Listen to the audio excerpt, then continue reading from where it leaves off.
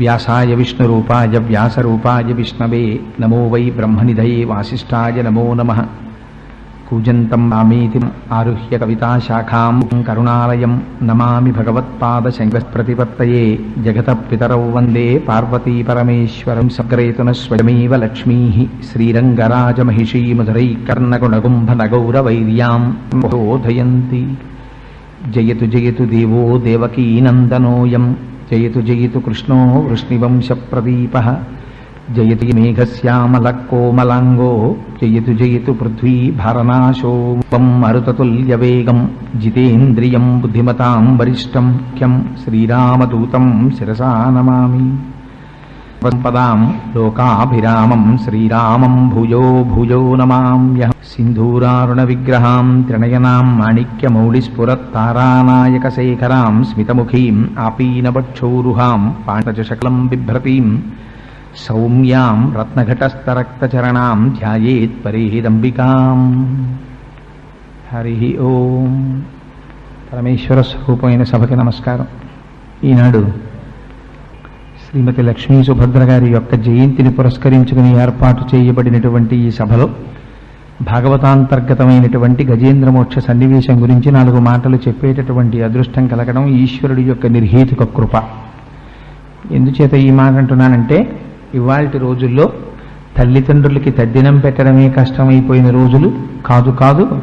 తండ్రి గారి శరీరం పూర్తిగా కాలిందో లేదో చూడకుండా కొడుకులు ఇంటికి వెళ్ళిపోయే రోజుల్లో ఇవాళ ఎప్పుడో శరీరాన్ని విడిచిపెట్టేసినటువంటి తల్లిగారిని జ్ఞాపకం పెట్టుకుని జననీ జన్మభూమిశ్చ స్వర్గాదపి గరీయసి అని రాసుకుని, అమ్మ మాతృభూమి ఈ 2 స్వర్గము కన్నా మిన్నా అని రాసి 10 మందిలో మా అమ్మగారి పుట్టినరోజు అని చెప్పుకుని చేసేటటువంటి భర్త కుమారులు ఉన్నటువంటి సన్నివేశం ఇంకా ఉండబట్టే ఎలా ఉంది. సముద్రంలో మాత్రమే భూకంపం వచ్చి భూమి మీదకి రాలేదు అనిపిస్తోంది. అందుచేత ధర్మం అంటే తల్లిదండ్రుల కన్నా గొప్ప ధర్మం ఎక్కడుంది ప్రపంచంలో? సంధ్యావందనం చేసినా ముందు చెప్పేది మాతృదేవో భవ, పితృదేవో భవ, ఆచార్య దేవో భవ. అటువంటి తల్లిని స్మరించలేనటువంటి వాడు కృతజ్ఞుడు. అందుచేత తల్లిని స్మరించడం గొప్ప విషయమని నేను చెప్పడం లేదు. ఎందుచేత అంటే తల్లిని స్మరించకపోతే దోషం తప్ప తల్లిని స్మరిస్తే అది గొప్ప విషయమని నేను అంటం లేదు. తల్లిని స్మరించి తీరాలి. కానీ లుప్తమైపోతున్నటువంటి ఈ మార్గాన్ని 10 మందికి ఆదర్శప్రాయంగా తమకున్నటువంటి శక్తి దాచుకోకుండా అందరికీ అందుబాటులో ఒక మంచి కార్యక్రమం తలపెట్టి చేసినందుకు ఆ కుమారుల్ని, ఆవిడ భర్త గారిని మనస్ఫూర్తిగా అభినందించి, ప్రత్యేకించి బ్రహ్మశ్రీ మృత్యుంజయరావు గారికి శిరస్సు వంచి నమస్కరిస్తున్నాను. ఎందుచేత అంటే నాకు వారిని చూసినప్పుడల్లా మా పిల్లతండ్రి గారి జ్ఞాపకానికి వస్తూ ఉంటారు. వారు అచ్చం ఇలాగే ఉండేవారు. నాకే అలా ఉంటుందేమో అని మన హైదరాబాద్ నుంచి మా తమ్ముడు వస్తే ఆయన ఎవరో చెప్పకుండా ఈయన్ని చూస్తే నీకు ఎవరు గుర్తొస్తారా అన్నాను. అన్నయ్య బాబాయ్ గుర్తొస్తున్నారు అన్నాడు.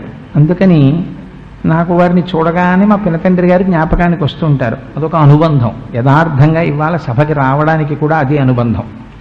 ఆ అనుబంధం వల్లే వచ్చాను. లేకపోతే తిరువెంబావై కంటిన్యూ చేయవలసింది. దాన్ని ఆప్ చేసి ఇవాళ సభకి రావడానికి ఆ అనుబంధం వల్లే వచ్చాను. కేవలం మృత్యుంజయరావు గారి పట్ల నాకున్న గౌరవం అదే తీసుకొచ్చింది సభకి. సరే, భాగవతాంతర్గతమైనటువంటి గజేంద్ర మోక్షం గురించి 4 మాటలు చెప్పు అన్నారు. తప్పకుండా.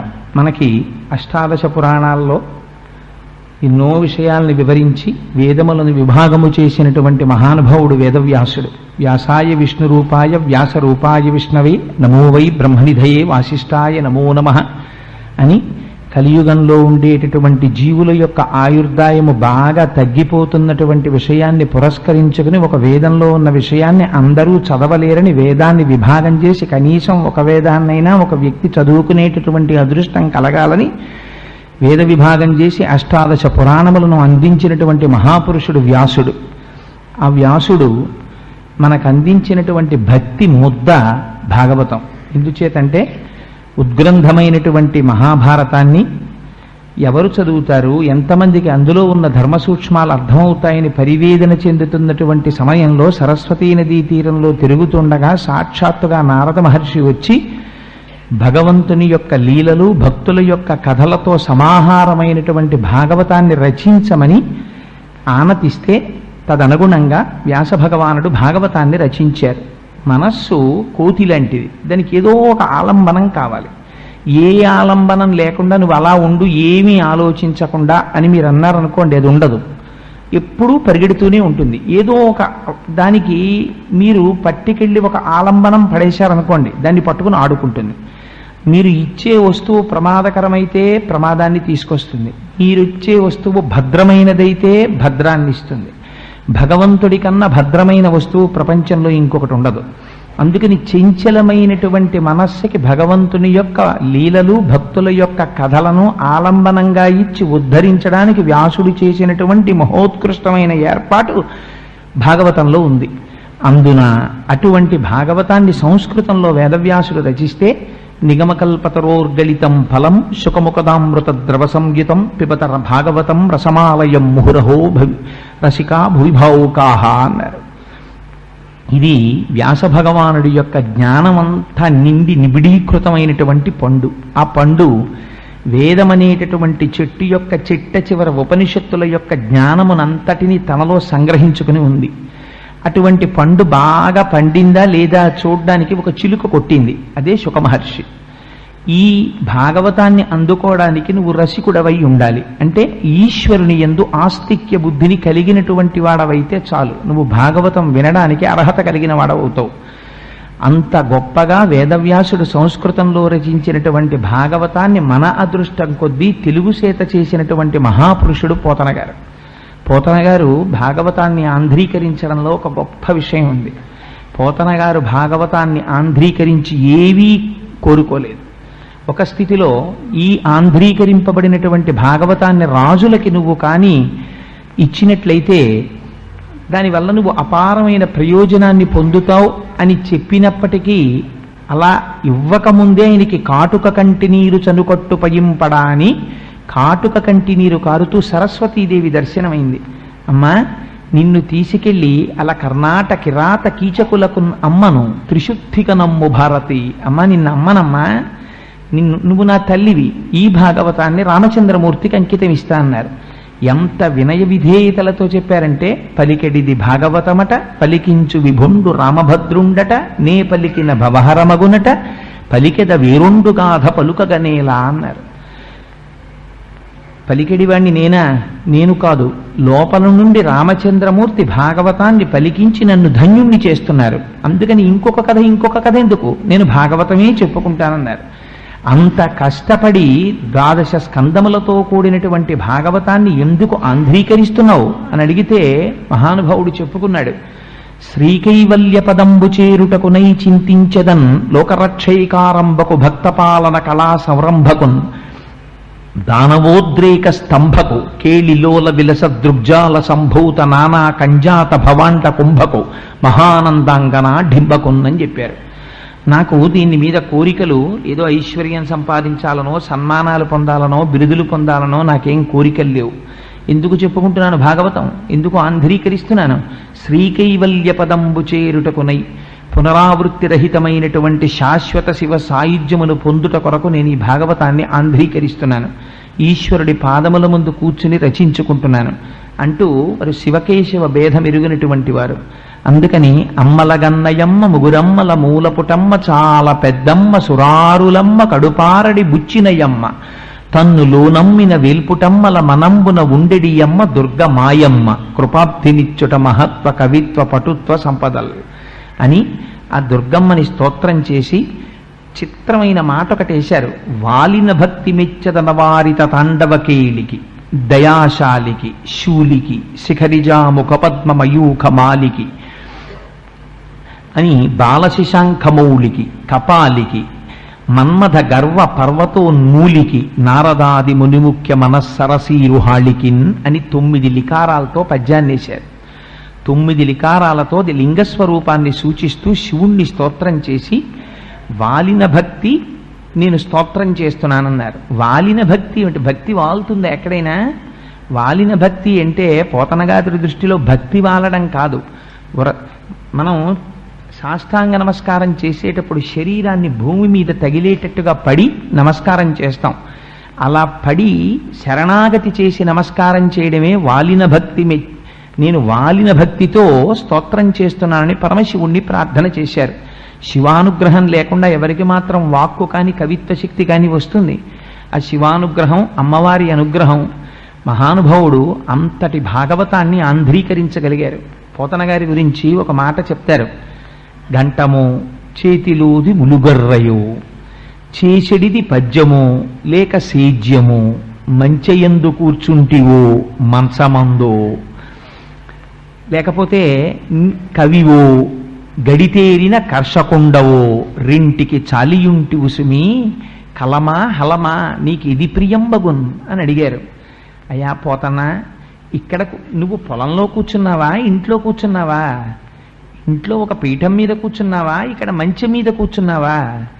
నీకు పద్యం అల్లడం ఇష్టమా, వ్యవసాయం చేయడం ఇష్టమా, కలం పట్టుకోవడం ఇష్టమా, హలం పట్టుకోవడం ఇష్టమా? ఎంత చిత్రమయ్యా!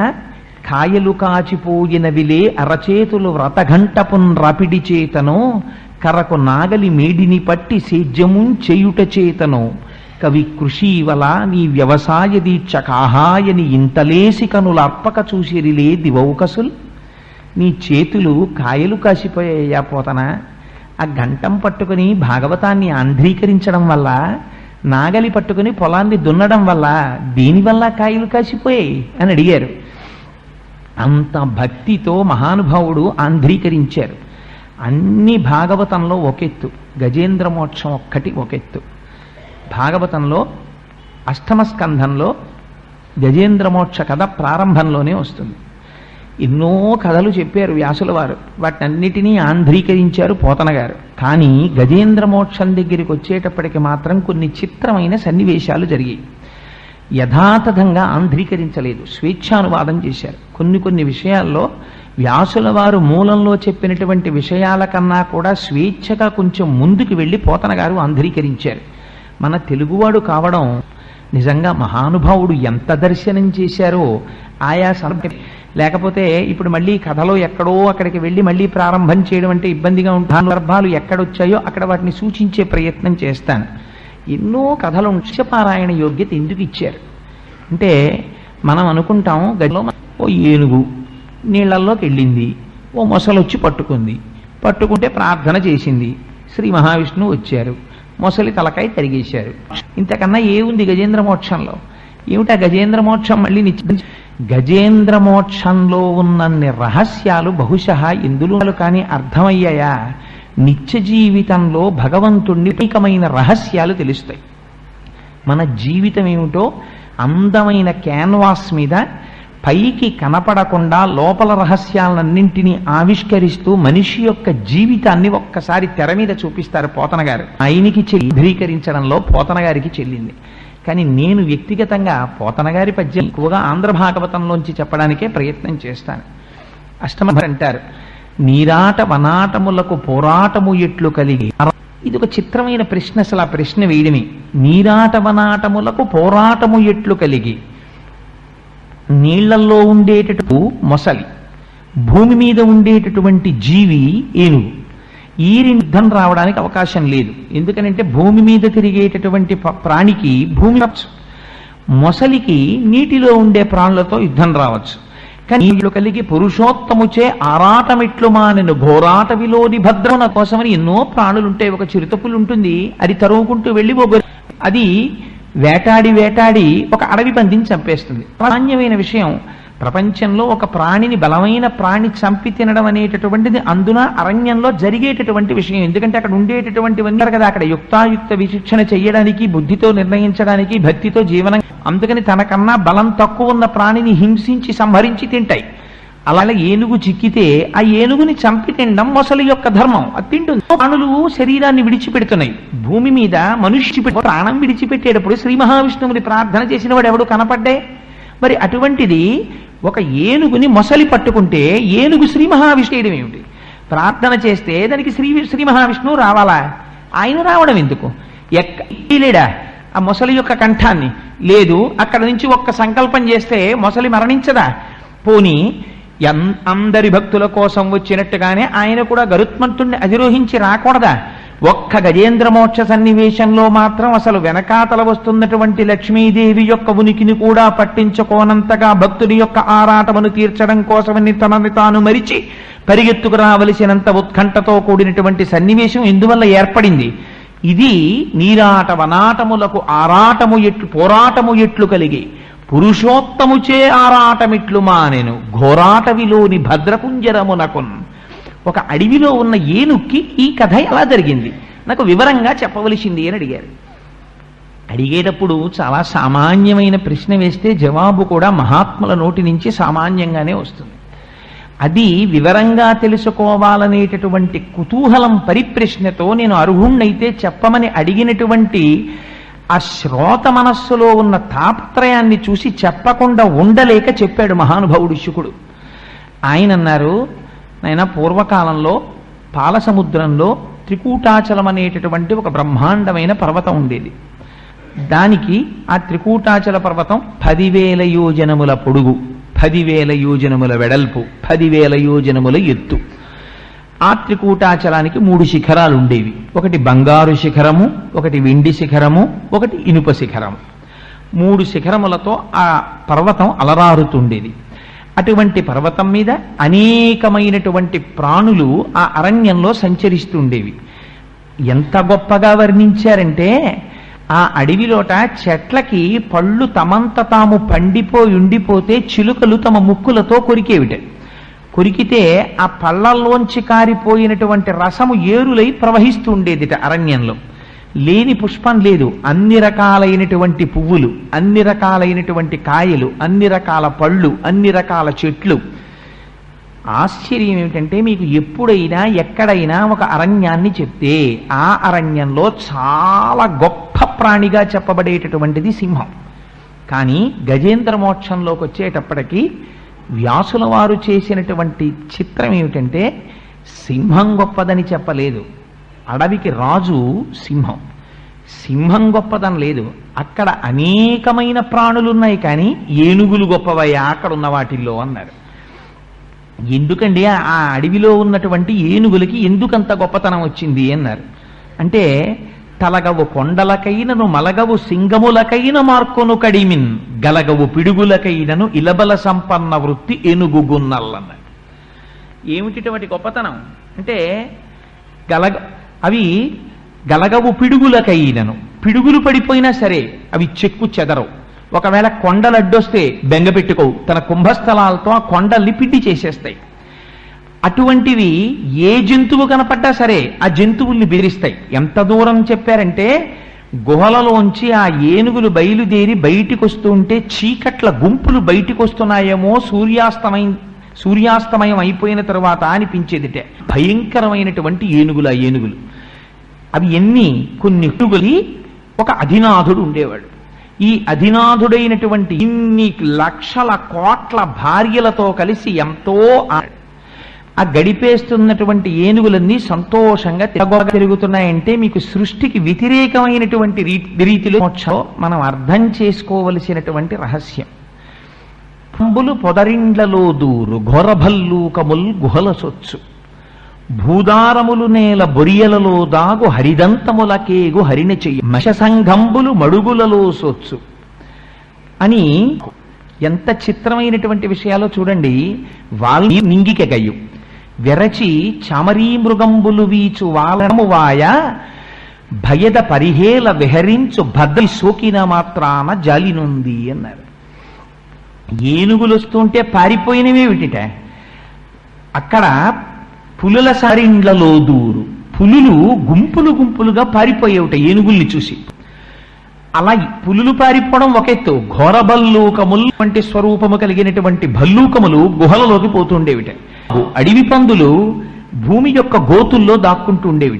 హరిదంతములకే గుహరిన చెయ్యము దిక్కుల యొక్క చివర్లు ఎంత పోతుండేవిట లేళ్లు ఈ ఏనుగుల్ని చూస్తే.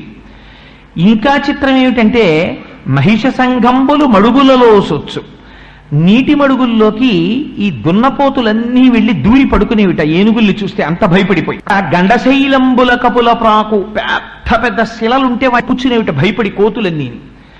వాల్మీకముల సొచ్చు వనభుండి ఆ బొర్రుల్లోకి దాక్కుని వాల్మీకములలోకి పుట్ట నెమళ్ళు ఆకాశంలోకి ఎగిరిపోయేవిట.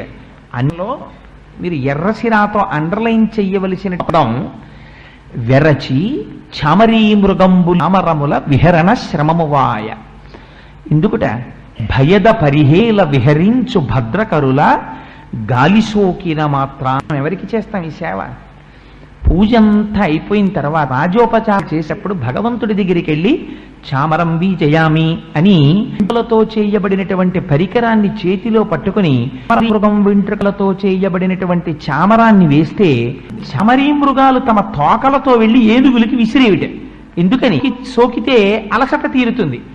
వాటికి ఏ గాలి సోకితే ఈ గాలి విసిరేవిట. భయద పరిహేల విహరించు భద్రకరుల, దాన్ని భయపెడుతూ తిరిగేటటువంటి ఏనుగుల యొక్క గుంపుల్ని చూసి వాటి గాలి తగిలితే చాలు, అమ్మో మీ అలసట తీరడానికి మేము మా తోకలతో విసురుతామని చామరీ మృగాలు వెళ్ళి విసిరేవిట. అంత భయంకరమైన ఏనుగులు గుంపులయ్యా. ఒక్క మాట చెప్తాను విను. యమధర్మరాజు గారి యొక్క దూతలు భయపడి పారిపోతుండేవారు వీళ్ళని చూసి అన్నారు. అంత గొప్పగా తిరిగేవిట ఏనుగులు. ఇటువంటి ఏనుగులకి 10 లక్షల కోట్ల ఆడ ఏనుగులకి భర్త ఒకే ఒక మగ ఏనుగు. ఎంత చిత్రమో చూడండి. ఆయన భార్యల సంఖ్య 10 లక్షల కోట్ల ఆడ ఏనుగులు. అన్ని ఏనుగులకి భర్త అయినటువంటి ఒక ఏనుగు అపారమైన టీవీతో తిరుగుతుండేవాడు. ఆయన ఒకనాడు తన భార్యలతో కలిసి తిరుగుతూ ఉండగా ఏదో చెట్ల యొక్క నీడ పట్టున తిరుగుతున్నాడు. ఎంతో సంతోషంగా కాలం గడుపుతున్నాడు. కానీ అలా కాలం గడుపుతున్నటువంటి సమయంలో అనుకోకుండా ఒక ఉపద్రవం వచ్చింది. దారి తప్పాడు అన్నారు పోతన గారు. దారి ఎందుకు తప్పాడన్నారు? అపారమైన దాహం వేసింది. కానీ తాగుదామంటే నీళ్లు కనపడలేదు.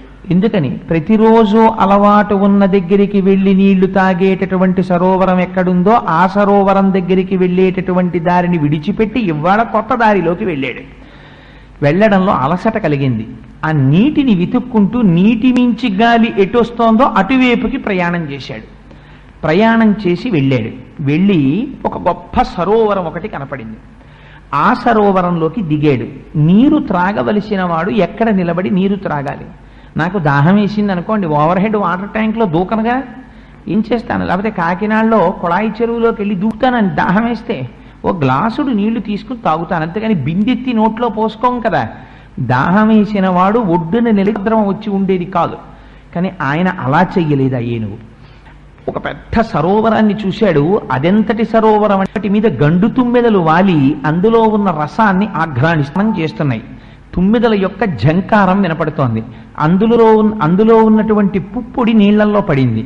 ఆ ఒడ్డున చూస్తే ఒడ్డున పెరిగినటువంటి సువాసన ముక్కుపుటాల్ని గుబాళింప చేస్తోంది. నీరు తాగాడు. తాగినవాడు ఏం చెయ్యాలి? గట్టెక్కి పైకొచ్చేయాలి. కానీ రాలేదు.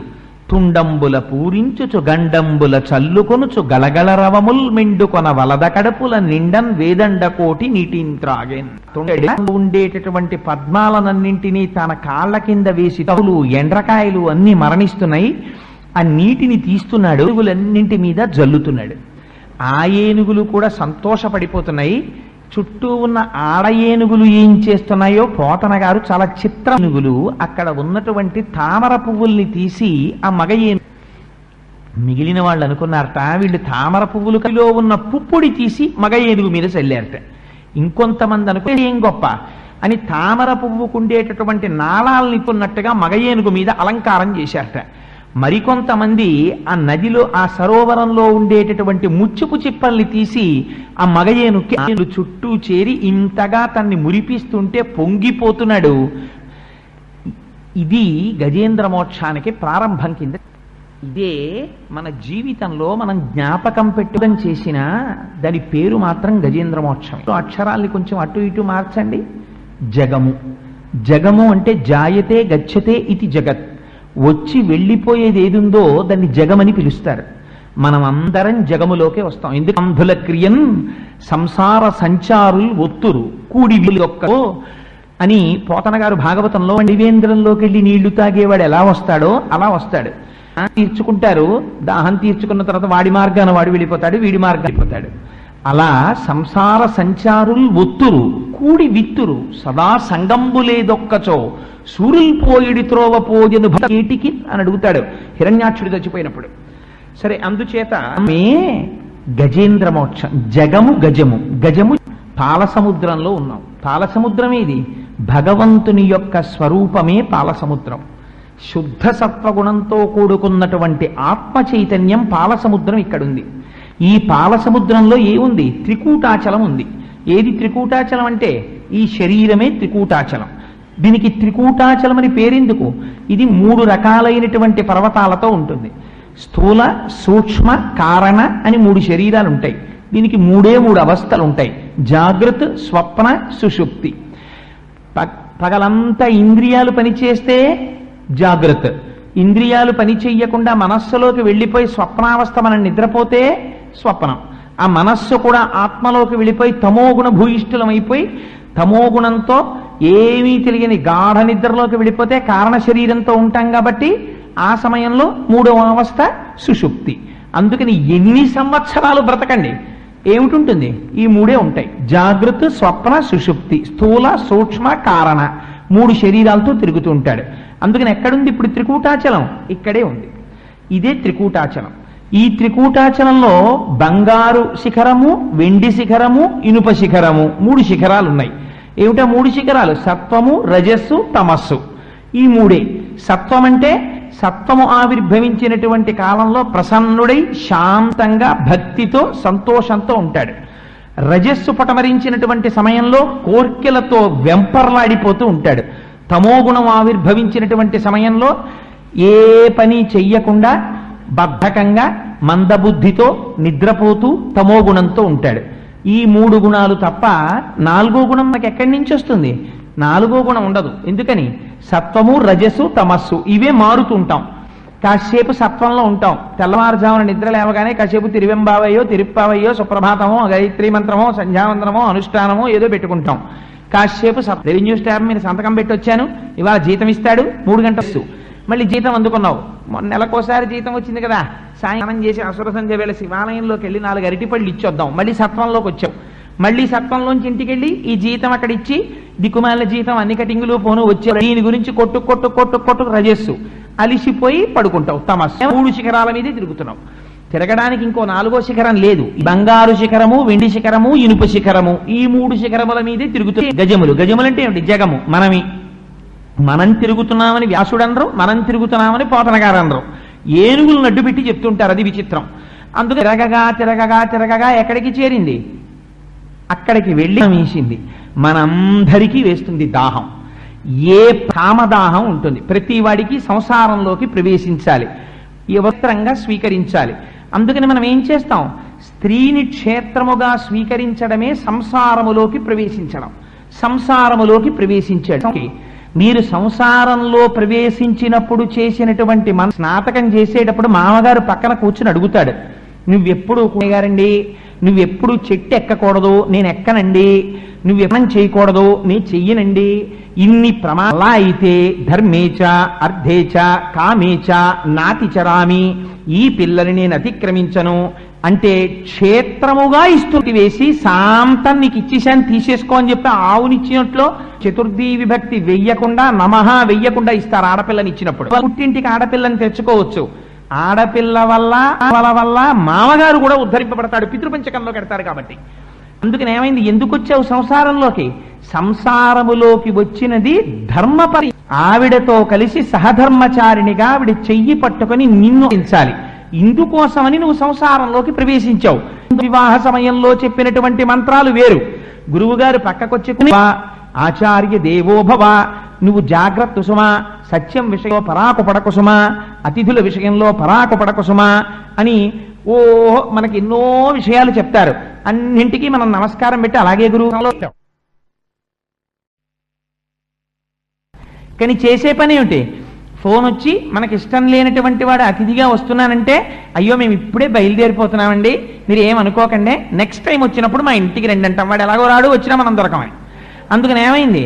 ఇవన్నీ ప్రమదితవ్యం, నీ బుద్ధి పరాకుపడ నీకు అని గురువు గారు చెప్తున్నారు. నీకు భార్యనిచ్చింది ఎందుకు? ధర్మపత్నితో కలిసి అతిథి అభ్యాగతుల్ని ఆదరించి నిన్ను నువ్వు ఉద్ధరించుకోవడానికి. ఇది ఏనుగు దారి తప్పింది. ఎక్కడ దారి తప్పింది? భార్యలతో కలిసి ధర్మమునందు చెరించడం మాని ఎందులోకి ప్రవేశించింది? తను ప్రవేశించిన దాహాన్ని తీర్చుకొని ధర్మమునందు నిలబడవలసినటువంటి ఏనుగు అంటే మనము దాన్ని విస్మరించి కేవలము కామోపభోగమునకు మాత్రమే సంసారము, స్వార్థమునకు మాత్రమే సంసారము, సంపాదించేది దేనికి? మా అబ్బాయికి మా అమ్మాయికి.